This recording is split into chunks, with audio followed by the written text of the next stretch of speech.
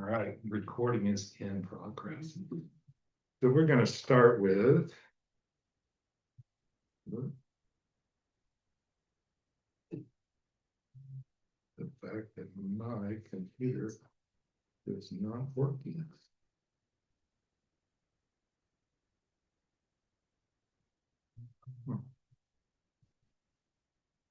Looks like when I record, this changes. So this is a picture of Dennis F. Smith. What do you think? You remember him? Dennis F. Smith. He fought in the Battle of the Bulge. They hauled him off a cornfield in France. He was so badly wounded that they thought he was dead. Most of the people in his unit that I met, many of them later, had thought he had died in the Battle of World War II, the Battle of Bulge. And I was fortunate enough to take my father, that's who he is, back to that cornfield 50 years later on the anniversary of the Battle of the Bulge. And as we sat and looked at the cornfield, I get choked up when I think about it. He pointed out that tree. I went from there to there, and I was walking from there to there, and that's when I got hit by the mortar shell. And it, this is jarring for me. And I mentioned to him, I said, how fortunate it is that you didn't die. And he said, oh, they weren't trying to kill me. That's not the purpose of war. The purpose of war, when you're in a battle, is to get wounded. Because if you wound somebody, it takes 10 people to take care of you. It saps the will of the people back home. And then when you heal at the end of the war, if they beat you, you can be a really good slave. The purpose of war is to make you slaves. Now, that was really interesting to me because I'd always thought war was about taking my stuff. No, purpose of the war is to make you slaves, because if they can make you slaves, they get your stuff. So that was a lesson my dad taught me.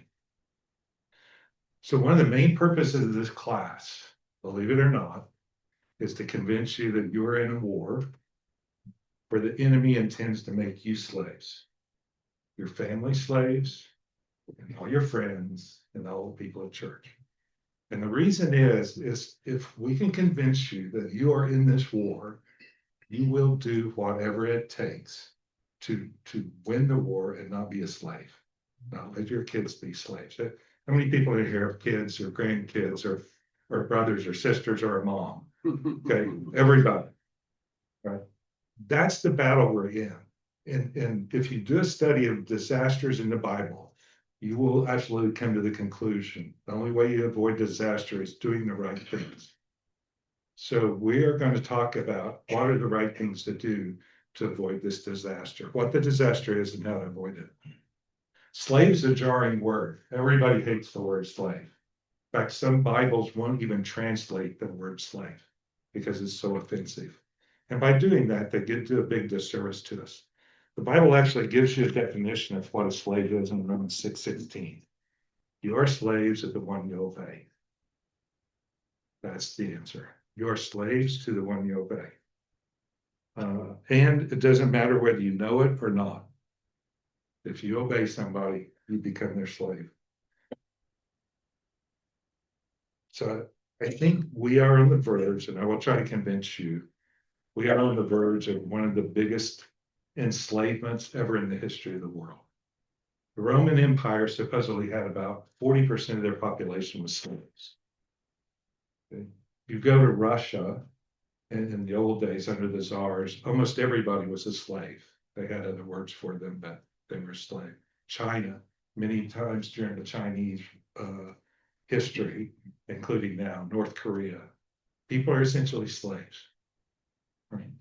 This, for the first time though in the history of the world, there's a very good chance that, using the Bible's definition, that virtually the entire population of the world will become slaves.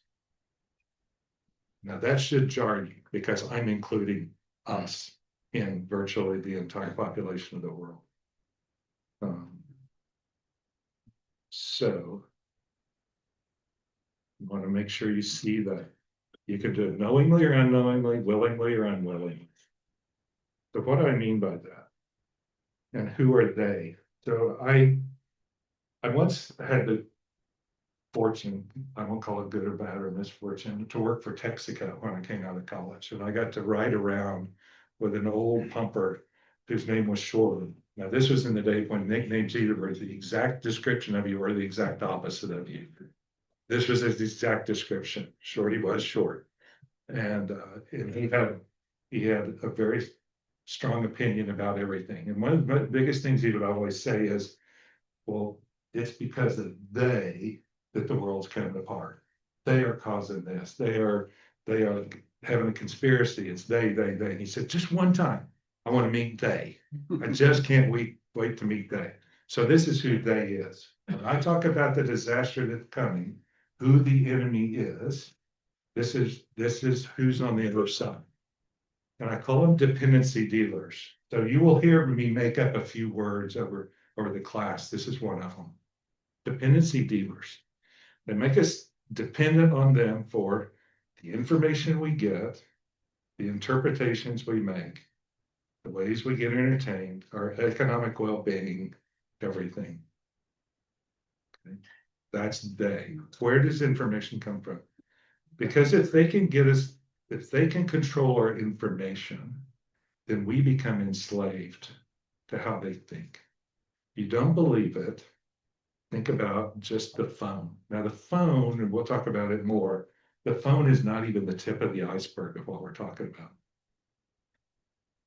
This, what you've been already, like, ladies, if you didn't need that blue dress yesterday, but you need it today, it's because they control the information input into you. They change what you desired. Guys, the same way at golf clubs, you didn't need that new driver. Right. Ian's laughing. How many new drivers have you bought in the last 5 years? A few, just two. I bought more. When they get us to think the way they want us to think, we become their slaves. That's what this battle is about. This battle is about information. So who are the dependency dealers and why are they so tough? Big tech. Big tech includes all the big names you know about. I won't even list them all. Google, Apple, Microsoft, everybody. Politicians and governments. And I don't care what stripe you are in politics, it doesn't matter. They're all trying to do the same thing. They're trying to control the way you think and change it to the way they want you to think. Celebrities, influencers, can you believe influencers make millions of dollars by convincing your kids to buy random jeans? It's crazy. Hugely. The legal and illegal drug sellers, Hollywood advertisers, long list. Anybody who's trying to change the way you think could be a dependency dealer. Now, when I say that, parents are trying to change the way kids think and so on. I'm talking about people who are trying to control you for their purposes. Okay, those are dependency dealers. And I'm going to try to stay with this correctly. And let's go ahead and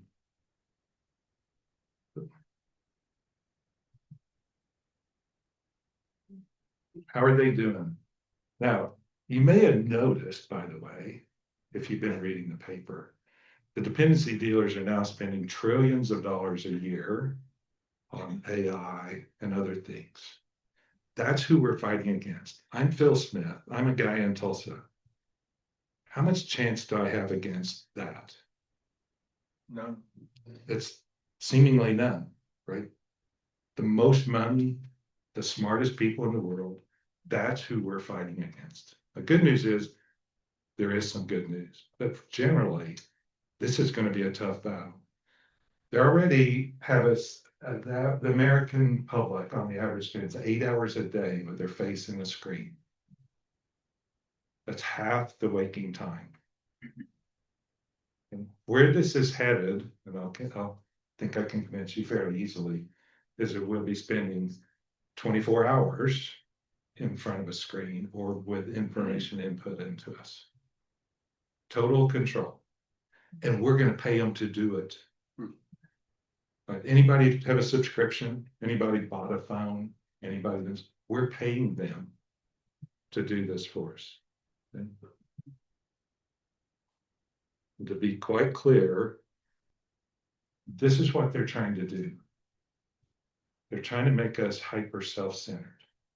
By hyper self-centered, what I mean by that is all you think about is you. Now, I probably don't spend more than 15 of my 16 waking hours about me, but it's a bunch. I'm pretty self-centered. Anybody else in here? Yeah, right. We are. Yes, she is. I like that. He didn't even know her. He's just like, yeah, she is. Yeah. We are naturally self-centered people. In fact, it's clear when you go to church, half the battle of churches, how to be less self-centered. We are naturally. This isn't a battle where they have to go, Dave Huey, I'm going to get up tomorrow morning and drag you to be more self-centered. It's like, Dave, you just little nudge, little push, little encouragement, and you become hyper self-centered.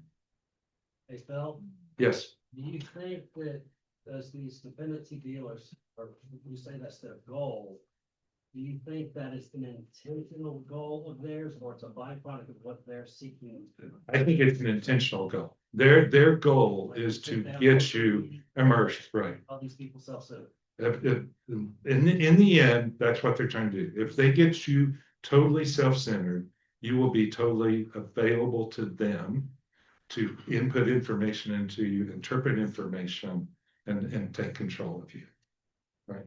And that's why we don't have much of a chance. It's not the fact that they have trillions of dollars. That's a tough hurdle.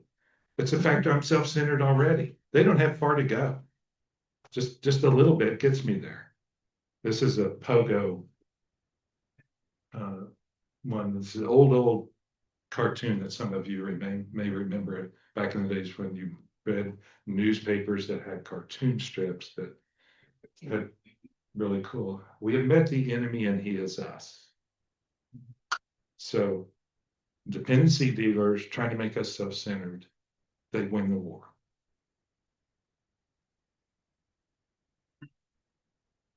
And so It is. 10 more minutes, 10 or 15. So how are they going to do this? And by the way, this class is an overview. So everything that I'm touching on, we're going to be deeper and deeper into. This is a acronym that I made up. I want to take credit for it because I really like it. I had trouble finding one of the letters, couldn't figure it out, then it came to me. By the way, Ken and I laugh. We talk about, did any of this come by the Holy Spirit? It's like, yes, I know if it came between 2 and 4 in the morning, it's Holy Spirit. Robin can attest to that. So, how are they going to enslave us? And it's by what? Idols, AIDLS. This is an acronym to remember. So the first one is AI, artificial intelligence. And we'll get into this much more over time, but briefly what artificial intelligence is at the moment. It's changing with time. Think of it as a big search engine that's searching the whole internet, acquiring information, making interpretations of that information, and giving it to you. One of the funnest things about AI I've noticed already is that people trust AI answers more than they do answers of real people. It's not even close. If you look something up on AI, it's the truth. And you have no idea where it came from, why they interpreted it that way. But for some reason, people, broadly speaking, believe AI speaks the truth. One of the scariest aspects is AI's ability to make the artificial appear to be real, or even better than real. If you've seen the most recent announcement from Meta, their glasses will give you what's called augmented reality. That means artificial. They're changing artificial. So that's one of the things that'll be different. We'll be satisfied with entertainment and our feelings and so on. Relationships with AI instead of people. We'll tell you about some articles, more recent articles, just one in New York Times last week about how many women especially, but guys too, are already their most significant relationship is with AI. Now that sounds kind of funny, Robin hates it when I throw her under the bus, but I don't want to throw her under the bus. The other day, she hadn't been using AI very much. She went and looked for something on AI about how to reconfigure her living room. And just for fun, she came back to tease me. She said, I think I have a new best friend. Pretty much it's like, I didn't know that I could put it in that shade of blue. If I took, and I'm really, and if you've ever gotten on AI, how many people have gotten on Chat GPT or something? Most everybody, right? Isn't it great how like, I can't believe you are that discerning. I would have never thought that you putting blue into that living room. And now you could also have them teal. Did you ever think of teal? Surely you have, because you have such good taste. It becomes your friend, like, bang, it's crazy. By the way, anybody know, just off the top, where in the Bible it talks about to beware of artificial things? Anything come to mind? Jesus said, Matthew 24, there's going to be a lot of false messiahs coming. And they're going to be so good that almost even the elect will be fooled by it. Now, it's artificial intelligence that good already? In some things, yes. I'll show you a clip in a minute that I'm actually not going to play because I found out it, although I thought we cut the clip off early, it didn't get cut off early enough, and it leads to a porno site. But other than that, doesn't have any problem. I didn't know that till I put it up on this screen. It didn't do it in my house. Yeah. But wisdom will be confused with information, and it'll be used to alter or augment reality. So AI will get more into it, but basically, if you're looking up stuff on the internet now, a year ago it would have thrown you to websites. Now it gives you the answer with it. And you know what? Nobody knows how it got to the answer. Even the people who wrote AI can't tell you how AI thinks. It just happens. The next one was D, AI D, devices. So this is anything that allows you to connect, either mentally or physically, to things outside of you. We are computers, game stations, this is kind of in order almost. AI agents, those are now available to you. If I was listening to one guy, he gets up in the morning, tells his AI agent to create websites, take care of his accounting, on and on, just gives it, it's like having an assistant, right? That you don't have to pay. Chatbots, that's big on the news this last week. Apps or that kind of thing on your phone. Smart glasses, I think, are the next big thing that are, but I suspect within 2-3 years, most of us won't have phones. We'll just be wearing smart glasses. Smart glasses allow you to be totally immersed in the screen your entire waking hours. Electric tattoos, Bill Gates is big on that. Sleep headbands, this is one that already is out there that I really like. Helps you sleep, but also inputs information and changes your dreams. Now this is how you get connected 24/7. Some glasses and a headband. Humanoids are my favorite. Humanoids, supposedly when they get them at mass production, will cost about $30,000. Humanoids are basically robots that look like humans, talk like humans, move like humans, will mimic humans. Those are not far off. Implants, I can't wait for the day when my grandchild needs an implant so she can keep up with her fellow sixth graders. That's devices. Devices are anything that, and they don't have to be physical like the AI agents. They can also be electronic. L's my favorite. This was the word, this was the letter that Holy Spirit said, good luck with L. And he gave me luxuries. I can, it was Mark Twain said he can avoid anything but temptation. I can avoid anything but luxuries. I love luxuries. I'd love to know everything. I'd love to say, Siri, who played that song in 1964?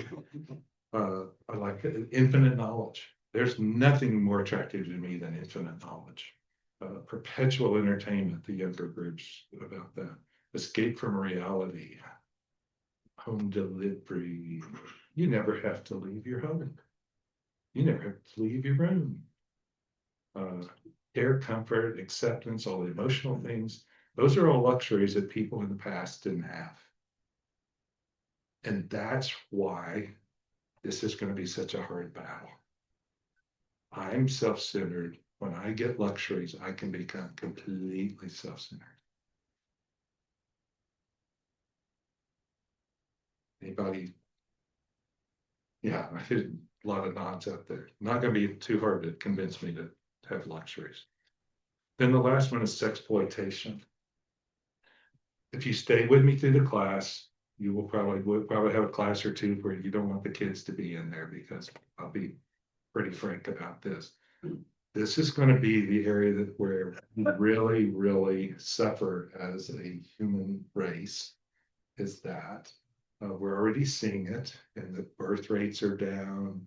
We're already seeing relationships are down, marriage is down, people having very difficult times with their relationships. And a lot of it's through artificial sex. And this is why the humanoids, to me, are the thing that I'm the most concerned about. Humanoids will essentially be AI packaged in a sex toy. You'll be able to have man or woman, you'll be able to have any kind of sex you want, anywhere, anytime, and not only what you can think of, but what 100 million other people have thought of. That's going to be the challenge. Now, if you're a teenage boy, how are you going to do that with that? You got any chance against that? No. How about 25, 35-year-old, 45? I'm almost 75. Tell you, this is going to be a killer. So what we have seen with pornography increase because of cell phones, we haven't even touched it. This is the battle we're coming against. I was going to show you, this is a clip I was going to show you, but I'm not going to show you. This is the face off of a robot that looks, she's pretty. She's very, very likable. And it actually says on the little clip, if you don't like her expression, you can just change her face. And it shows taking the face off, put it over here, get rid of another face.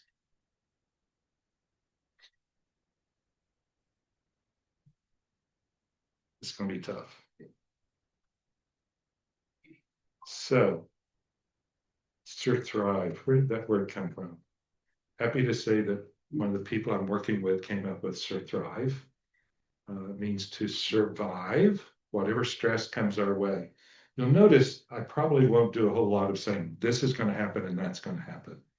There'll be more like these sorts of things that happen. These are the signs that are going to happen. And the reason is because if you really are honed in on one single thing that's going to happen, you may miss the bigger picture. So a lot of what we're going to be trying to do is give you the bigger picture of things that are going to come in way. The thriving part means that you get better because of it. We're going to use another word when we get further in called anti-fragile for that. But we want to not just survive through this. We want to be better off for it. And that is why, as bleak as this looks, this is the biggest opportunity the church has ever had. The biggest opportunity we've ever had as individuals, because we have the only feasible response to keep from being slaves and how to thrive through it. And so you will see as this set of lesson plans progress, we're going to do three things. We're going to learn to know Jesus Messiah and all his power and all his fullness. Now, I'm going to start here. I'm already starting to get emotional. So we're not going to talk about anything you probably haven't already heard. You probably already know. But here's the difference. In the past, it was a nice thing to do. Come to church, it was nice. This is a war. We're talking about our kids, we're talking about our grandkids.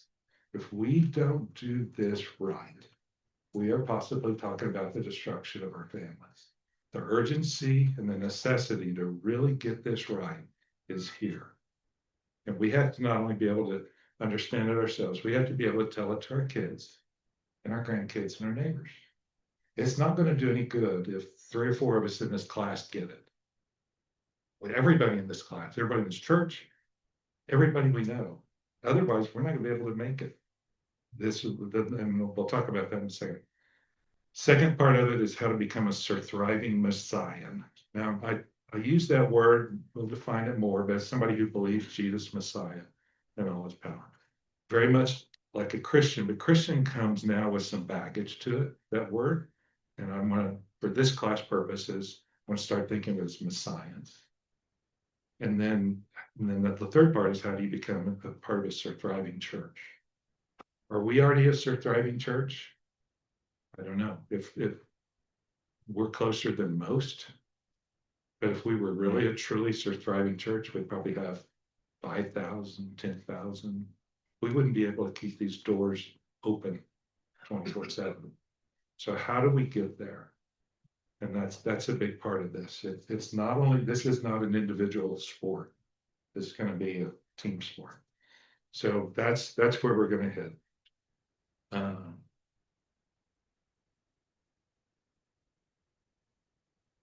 So as I read these, you're supposed to stay. So where does this plan come from and why do you think about it? Well, the first one, the first set of scriptures I always think of is Queen Esther. She faced genocide, she and her people. The situation much like what we were talking about. Esther 4:14, her uncle told her, for if you remain silent at this time, relief and deliverance for the Jews will arise from another place, but you and your father's family will perish. Not may perish, might perish, will perish. And who knows but that you've come to your royal position for such a time as this. We're all in a royal position. And we're here because I truly believe we're here, this classroom, this church, this moment, so we can bring not only our people, but our families. Nehemiah also faced genocide. By the way, this is a twin scripture. We'll be talking about those. Esther 4:14, Nehemiah 4:14. Twins because they have the same numbers. Nehemiah 4:14 said, after I looked things over, I stood up and said to the nobles, the officials, and the rest of the people, don't be afraid of them. Remember the Lord who is great and awesome, and fight for your families, your sons and your daughters, your wives and your homes. That's what we're all about. We are getting ready to fight. And as Paul said, we won't be using the same weapons that the world does. So if you want to be with the class for the rest of the time, this is our class plan, is to do this. Now, go ahead and sit. Thank you. That ends the pre-program portion of the lesson. Now we're going to get to do something that nobody else has got to do. Mitch has agreed. Mitch is convinced that this is all pretty important too. So Mitch has agreed as much as possible to come up and do a Q&A for 10 minutes or so before he gets ready for the next service. So what a privilege we have to have that. So I appreciate it. In the future, what you get to do with your index cards is write your question, because we're not going to address it unless you write it on question. And we will make sure all the index cards get it. But today I won't make you do that because I didn't warn you ahead of time. But if you have a question or a thought, thanks, Mitch. I'll do the same. Just raise your hand and we'll go through them. How much is an acceptable time on the screen? How much is acceptable time we speak? Yeah. My answer to that is if you're using the screens, it's okay. If the screens are using you, it's not okay. So that's my general rule of thumb. And the way you know is if you were just on the screen for the last hour and you don't remember a thing that you were doing for the last hour, it's using you. Right. Doom scrolling, I think you use that term. Yeah. And so that's my general rule of thumb. The other rule of thumb that I use is if it's making your relationships better, you're probably using it. If it's not improving your relationships, then it's probably using it. So those are the two rules of thumb. Just an illustration on, and I'm right there with you on getting ahead of that. Illustration on why it's important to get ahead of that. So 6 months ago, I would go to Abilene, Texas for a board meeting. and Shannon and I would get a hotel room. It's not that big of an in-demand place, Apple. We get a room for $179 a night, nicest hotel in town. This past weekend, $750 a night. It wasn't sell for less than 2 nights. And what happened to Abilene, Texas? Stargate data center going in, Google data center going in, Advantage data center going in, Flatland, plenty of power. You know, why don't they all go in at once? Every electrician within the region it's taking to build one. They have an agreement that the second one is done, they start the next one, then they start the next one. And so for me, which I do, I doom scroll. I don't mean to, but after a while I'm like, and why did I get on this? And it's only going to get more difficult to find a hotel in Abilene and to watch out for that. The power consumption, one of the fun things about this, when you think forward, is the power consumption for AI is skyrocketing. Because the more AI learns, the more it needs power. And so I think especially in places like Texas, it's going to be a fight eventually when you get a cold winter day. Who gets the energy? Is it the AI center or your home? And they're already fighting that out at the political level because this is going to be a battle on many, many fronts. I just yell. Okay. Mitchell just yelled. Any other questions, thoughts? It's like, I'm trying to feel bad now for all the kids that are going through college, trying to get a marketing degree. So in about, whoops. I mean, have they convinced themselves that they're doing the world a favor by convincing others to buy products or use products or services? Or are these kids part of the, I mean, they're part of the workforce that is going to That's carry right. out this at a marketing level across all industries, Huh. all. You want to government. address it? Yeah. Ken wants to address Yeah, it. I'll just comment on this. And Kevin Ward is an outstanding marketer, brander. I had a project where I'm trying to name something and using an acronym, and I could come up with 3 of the letters, but couldn't come up with a third. And I'd asked Kevin, and he gave me some good ideas. Let me see what AI has to say. They just give me all of these lists. And now all of a sudden, where do I need the marketer versus, well, I've got AI. They can. That's tough. Yeah. We will actually spend a little time talking about the difference in when you're using information appropriately and when you're trying to enslave people. We'll talk about brainwashing and all sorts of fun things like that. I think there always need to be individuals to input the objective of the output, right? I mean, in my role, I use AI on a daily basis for different things. And what I've seen is that you still have to have the objective that you're trying to achieve in the end. You've got to have the inputs for that objective. So I work for a global company and we market high-end construction tools. We build data centers and these sorts of things. So in order to market the goods, you have to have the person who understands the objective of who you're trying to target with your goods and what you're trying to achieve by doing that. So there is a level of career that will be retained, but the In creative outputs will probably, on the creative end of it, be fewer.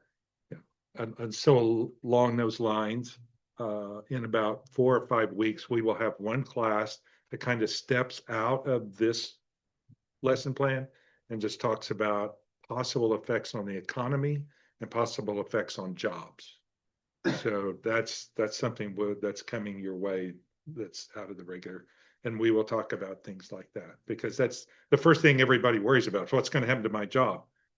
You should be worried about it, but we'll talk about that. So, yeah. I noticed there's been a commercial on, we listen to Fox News a lot, but anyway, on Fox. about noise. And there's a green noise, a pink noise, and a brown noise. The pink noise is extremely irritating to me, but it encourages you to download this, so you'll sleep better or you'll work better. And so that's what I was just kind of, that was my first thought about the commercial. I actually sleep to pink noise. So she was talking about the different noises that there are that you can sleep to. I like static. Robin likes a different type of white noise. Shannon They're different snores. noises. Shannon. Rob, Not in. go ahead. Especially if you have questions, you get to raise your hand twice as much. Go I'm ahead. curious also what your thought is to, you know, AI is not gonna go away. And so as, you know, along the lines of, we have a screen, not everything we do with the screen is bad. You know, what is the perspective on the new heights of what humans are doing? As AI takes over some jobs that probably ought to be taken over by machines.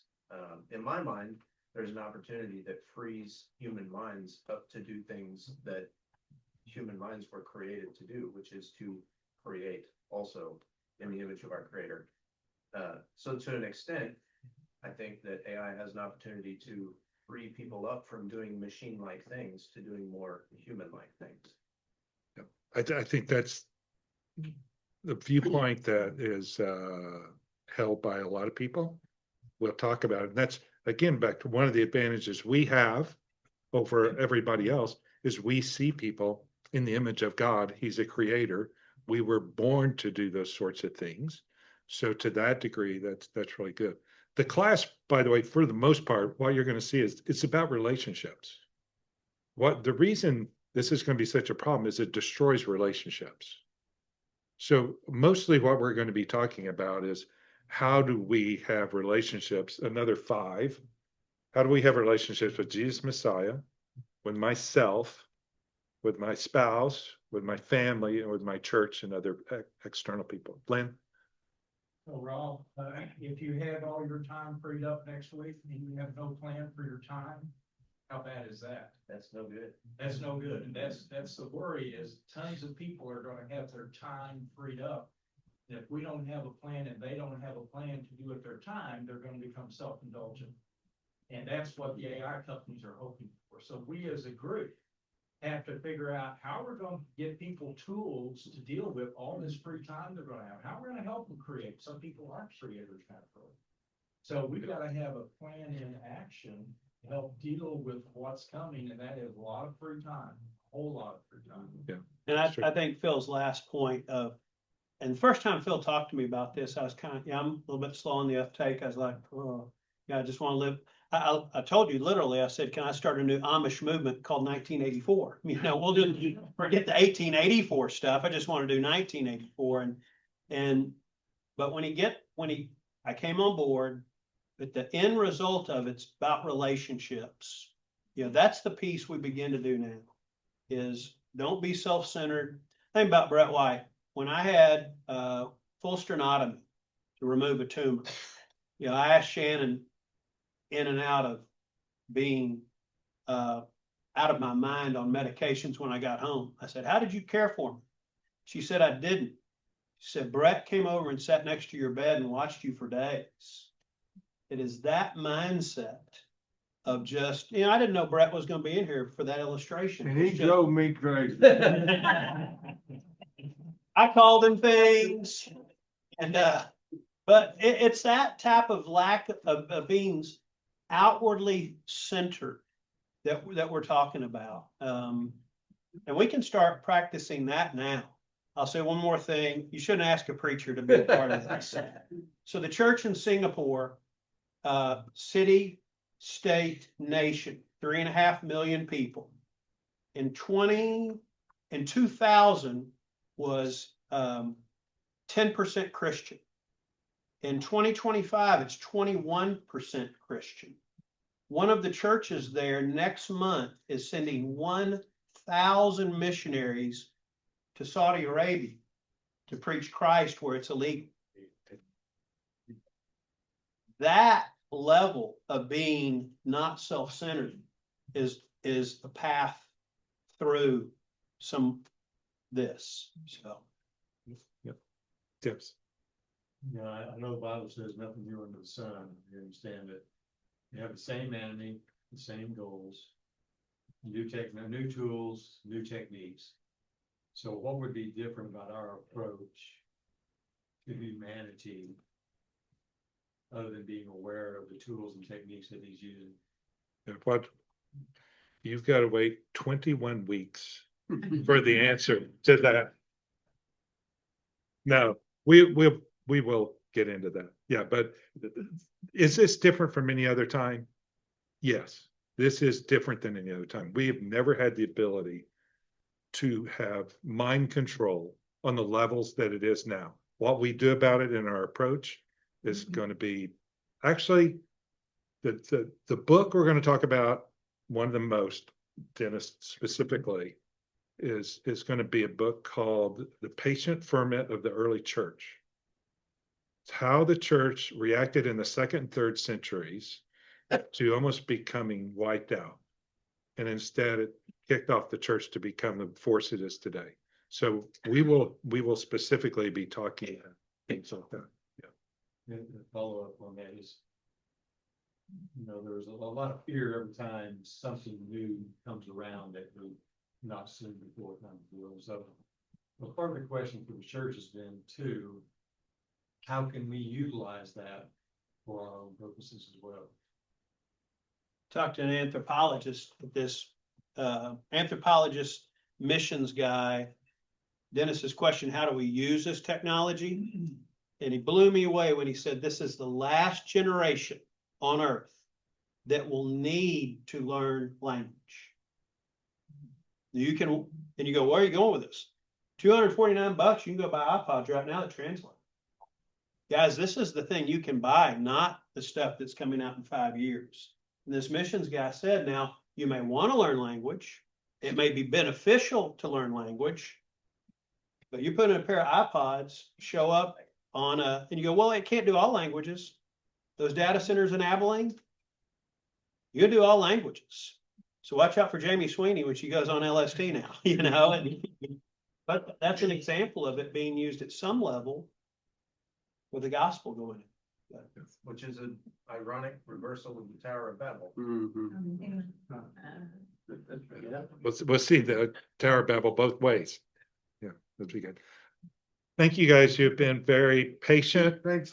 Be hanging up here, and then next week we will dive into a subject that will be some of you have heard before if you've heard me teach. We're going to talk about slaves in depth from a biblical standpoint, because again, if we really, really believe we're in a war, we lose, we're going to be slaves, you ought to know what you're up against.